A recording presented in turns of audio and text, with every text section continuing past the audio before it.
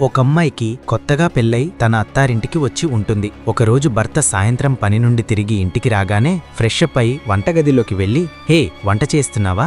ఆ ఉల్లిపాయలను నాకొదిలాయి. నువ్వు ఆ బియ్యాన్ని చూసుకో, దీనిని నేను చూసుకుంటాను అని నవ్వుతూ చెబుతాడు. భార్య కూడా నవ్వుతూ అలాగే చేస్తుంది. మరుసటి రోజు ఆదివారం. భార్య ఒంటరిగా బట్టలుతుకుతూ ఉంటుంది. భర్త భార్య దగ్గరకు వెళ్ళి, బట్టలుతుకుతున్నావా అంటూ తన చేతిలోంచి బట్టలను తీసుకుంటూ, పర్లేదు, దీనిని నేను పిండేస్తాను, నువ్వు ఉతుకుతూ ఉండు అంటూ భార్యకు సాయం చేస్తాడు. ఇలా మాటిమాటికి భార్య వెంటే ఉన్న తన కొడుకుని గమనించిన తల్లి ఒకరోజు అతనితో, ఏరా, పెళ్ళాన్ని మరీ అంత నెత్తిన పెట్టుకోవలసిన అవసరం లేదు, ఒంటరిగా తన పనులేవి చూసుకోలేదు అని చెబుతుంది. అది విని కొడుకు, నేను ఆమెకు పనులలో సాయం చేయట్లేదమ్మా, ఇక్కడ నీకు నేనున్నాను అని ధైర్యం చెబుతున్నానంతే. తాను ఇంటికి కొత్తగా వచ్చిందమ్మా, ఇది తన అత్తారిల్లు, ఇక్కడ ఆమెకు ఎవరున్నారు చెప్పు? ఒక అత్తగా నువ్వు ఆమెకెలాగూ సాయపడట్లేదు, నేను ఆమె భర్తనమ్మా, నేను మాత్రం ఆమెకు తప్పకుండా తోడుంటాను అని చెబుతాడు. అది విని తల్లి అత్తగా తన బాధ్యతను గుర్తు చేసుకుంటుంది.